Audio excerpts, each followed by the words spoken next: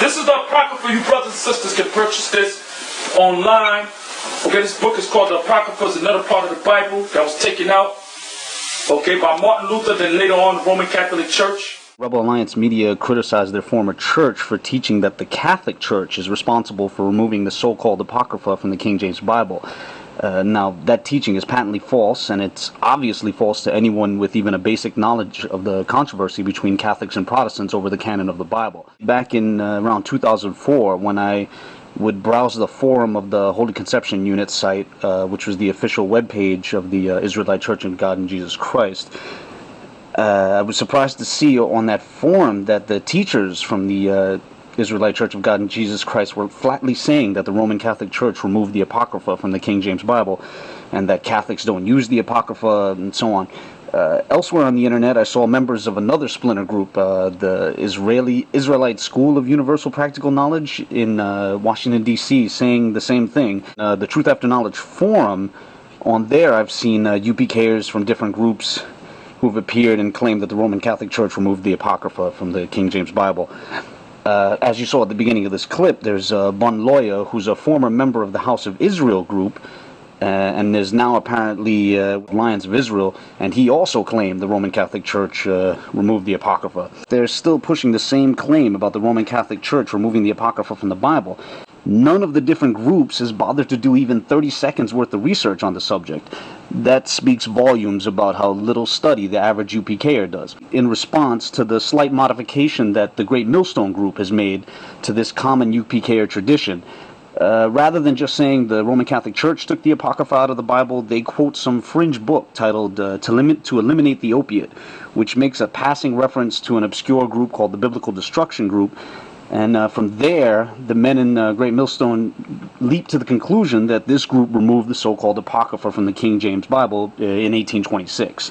They don't provide any evidence, rather they just put the claim out there for their followers. Even though they have shifted the blame from the Roman Catholic Church to some alleged biblical destruction group, the argument is basically the same. It shows a complete ignorance of the history of the disputes over the biblical canon, and it assumes that the so-called Apocrypha was taken out of the Bible, specifically by the white man or something like that, some shadowy group, and that he did so because he was afraid of the content in the Bible, in the Apocrypha. So, for example, listen here to one of the members of Great Millstone explaining which verses the white man was afraid of, thus motivating him to remove the so-called Apocrypha. Focusing on the Apocrypha and why it was taken out, but this is one of the scriptures why I believe it was taken out. All right, 2nd Esdras 6, 7-9. Now, the two others that I have written down is 2nd Esdras 13, 40-46, which describes about the 10 tribes coming over here to the Western Hemisphere. All right, I believe that's another reason why they had to take that out. And also 1st Maccabees, the 1st chapter, the 1st verse and the 9th verse, which speaks about Alexander the Creep coming into power. And it also says that when Alexander came into power, that's when wickedness was sown into the planet Earth. So basically, according to 1st Maccabees 1 and 9, it's basically telling you when the white man came into power, the so-called white man came into power underneath Alexander, that's when wickedness was sown in the earth. So what is it essentially calling the so-called white man? The wicked. So, they couldn't have that information out there. To highlight how ridiculous their argument is, first note that the book they call 2nd Esdras is still in the Bibles of the Russian Orthodox Church, where it's listed as 3rd Ezra. It also appears in the Bibles of Eastern Rite Catholics who use Slavonic, such as the so-called Uniates, who are similar to the Russian Orthodox Church, only they're in communion with the Pope. As for 1st Maccabees, that appears in all the Bibles of the Catholic and Orthodox churches. Greek Orthodox, Russian Orthodox, Roman Catholic, whether they're Eastern or Western Rites, all of them have 1st Maccabees in their Bibles. These facts fly in the face of the claim that, the white man is terrified of these books and had to remove them from the Bible. So we should now ask the question, why do the books appear in some Bibles and not in others? And the answer has nothing to do with the wacky conspiracy theories that UPKers are pushing. Instead, it has to do with the belief held by many Christians that the Old Testament should reflect the biblical canon of the Jews. Now let's run through a brief history of the issue and try and bring this out. as I just noted, throughout history there have been certain Christians who believe the Old Testament should mirror the Jewish canon. In Book 6 of his ecclesiastical history, Eusebius gives the Jewish canon as listed by Melito of Sardis, and also the canon listed by Origen. Both these men gave lists which were very close to the Tanakh as it is today. Melito's list was written in the 2nd century. The point is, by the time of such figures in the church, in the early churches, Melito and Origen, in the 2nd and 3rd centuries, the Jewish canon already lacked most of the books which appear in the so-called Apocrypha. Now, in the 4th century, we see, certain church fathers starting to appeal to the Jewish canon as the true Old Testament. Most famously, Saint Athanasius, in his 39th Festal letter, plainly presents the Old Testament canon, which is nearly identical to the Tanakh, to the Jewish canon. Now, Athanasius goes on to state that specifically the books of Judith, Wisdom, Sirach, Esther, and Tobit are not part of the canon, but are good for, at least good for catechetical instruction. That's something important to keep in mind, that distinction. They're not canonical, but you can use them for, they're good for reading, especially for people undergoing catechesis. Now, there were other church fathers who took a similar view. St. Jerome, who's the translator of the Vulgate, in his preface to his translation of the books of Kings, popularly called the Prologos Geleatus, Jerome flatly stated that books like Wisdom, Sirach, Tobit, and Judith are not part of the canon. And he explained that because they're not part of the Hebrew canon of the Jews, that is the Tanakh, they have to be considered apocryphal. And we should keep in mind that he used the word apocrypha as a slur. 1,000 years after the time of Jerome, in medieval Europe, Jerome began to gain a large amount of popularity among scholars. For example, in 1385, the preface to John Purvey's revision of Wycliffe's translation of the Bible specifically cited Jerome as an authority in questioning the canonicity of books like Tobit, Judith, and others, and he used the slur apocrypha. However, the translation kept the disputed text in the Old Testament. Now, a century later, one of the greatest Catholic scholars was Tommaso de Vio, who was in Spain, and was, because he was from a place in Italy called Gaeta, he was known as Gaetano, and then later Cajetano, and in English somehow Cajetano became Cajetan.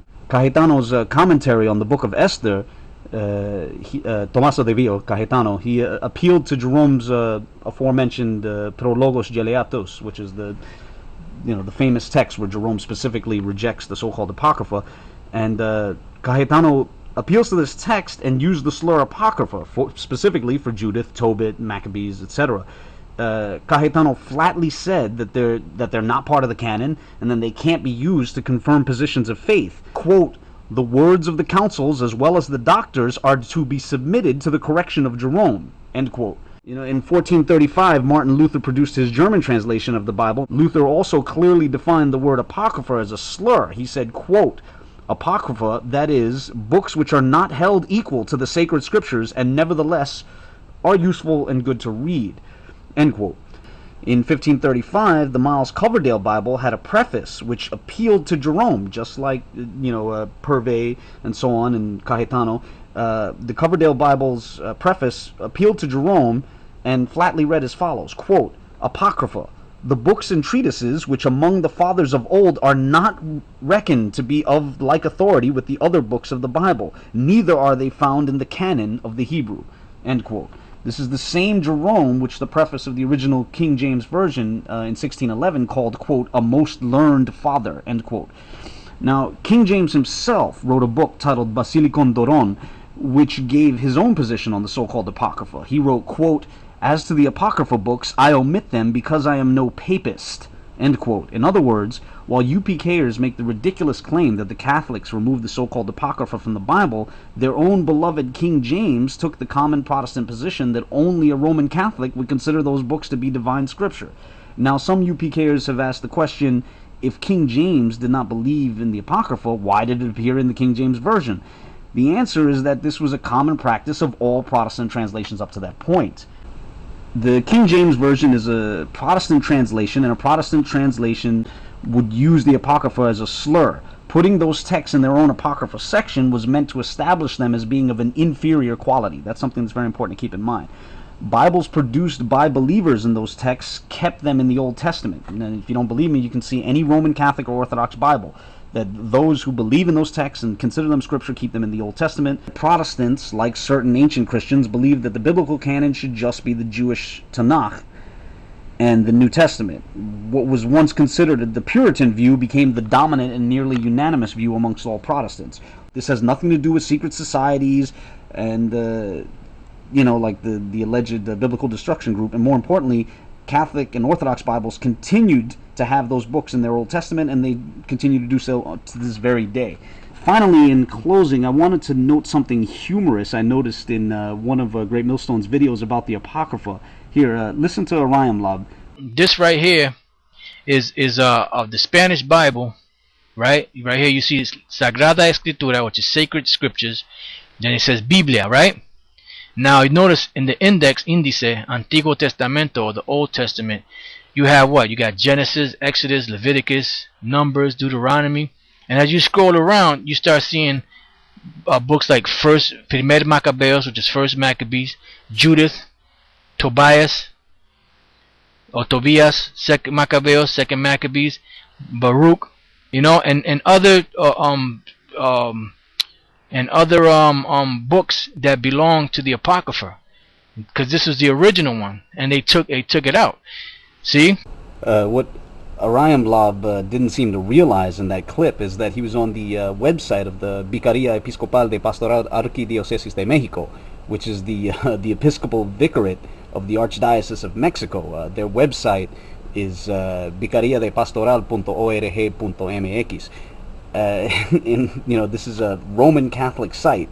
The Roman Catholic Archdiocese of Mexico is the one who put up that site. And that was a modern Spanish translation. The reason those books are in the Old Testament is because that's a Catholic Bible. I found that humorous.